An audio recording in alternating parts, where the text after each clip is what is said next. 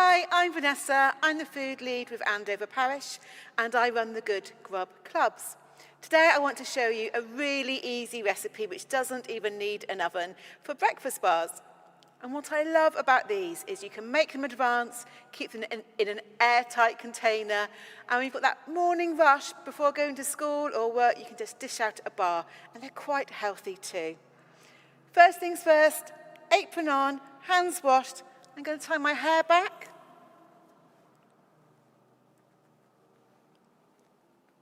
My hands are done, a quick little clean. Now I've touched my hair. And introduce you to what we're cooking. So the ingredients we need today, and the recipe is in the comments below, so do have a look there. We need some breakfast cereal. I have chosen some bran flakes here, but choose whatever you like.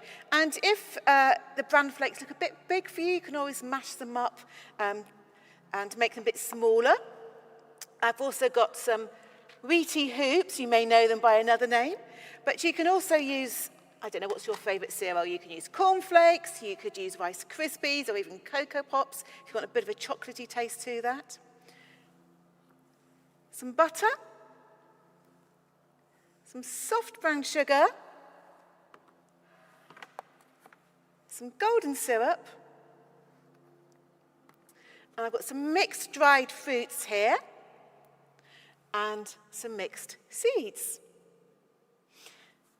Now, a top tip which I discovered when I was pregnant is that sometimes things don't go through your body as you'd like them to, and a sprinkling of seeds just helps everything work perfectly. Maybe it's a bit more information you want to know at this point in time, but hold on to that thought. So I've got a saucepan here. I'm just going to turn the hob on. Sort of medium to high heat. And in goes the butter. And we want that to melt nicely. And as the butter melts, that's a good time to weigh out your other ingredients if you've not already done it before. By doing it before, the technical term for this is mise en prep, which is what they use in the restaurants. It means you've got everything to hand and you don't pause and panic in between. Normally I'm a bit more of a panicker in between and do it as I'm going. Soft brown sugar goes in with the melted butter. We're basically making edible glue here. And the golden syrup as well.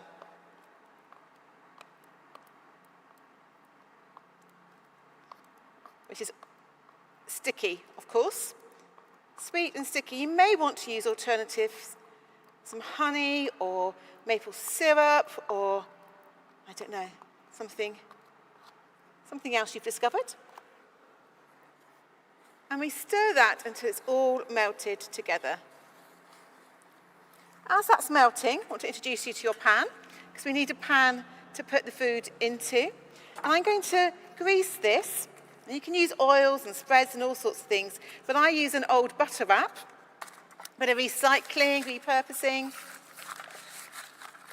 a bit of spending a bit less money, which is all good in these times, many times really. So my tin is greased and ready to go. And we're beginning to melt nicely here, and not quite dissolve the butter yet, but it does smell good. And it's just breaking down the sugar into that, so that dissolves into the syrup and buttery goo, delicious edible glue, which works for things like flapjack, but maybe not for if you're building a gingerbread house. Now that that's melted, you can turn the heat off, and I'm going to add in our breakfast cereal, bran flakes. Give those a good stir to make sure they are coated in the gooey mess.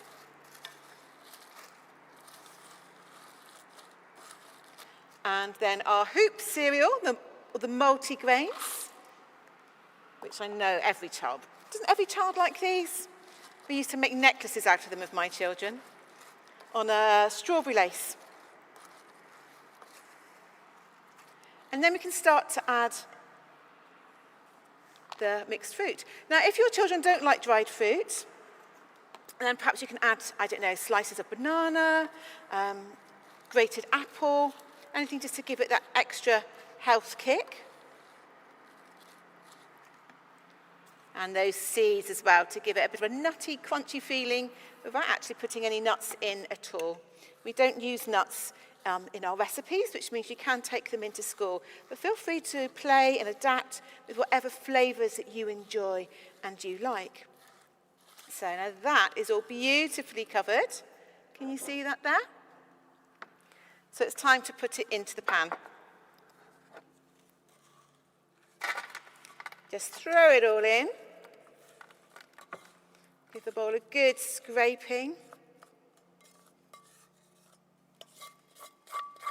Make sure nothing's stuck to the bottom, because we want all that gooey, gloopiness to stick it all together.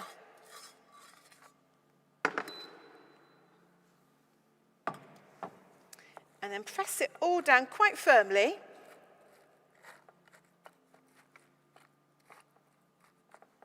And once that's done, it's time to pop it into the fridge. Now, it's good to make this a good time in advance rather than just a few minutes. It does take time for it to cool down because it's quite hot at the moment. Into the fridge. And oh, look, here's one I made earlier. And you can see it's so glued and solidified now that if I turned it upside down, it's not going to come out. But I'm going to try and take it out so we can see what it looks like and try some as well. So I've got a spatula just to loosen the edges. Hope it's worked. Another way of making these is to do it in cupcake cases. So you haven't got to worry about cutting them up.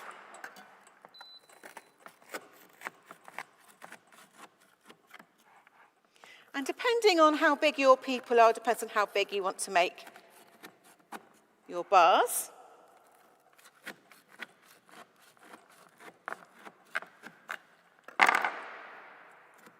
And the first piece is always the hardest to come out, isn't it? But there we go. Homemade breakfast bar.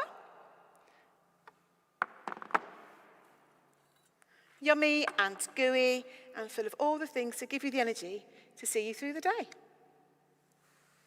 Thank you for watching.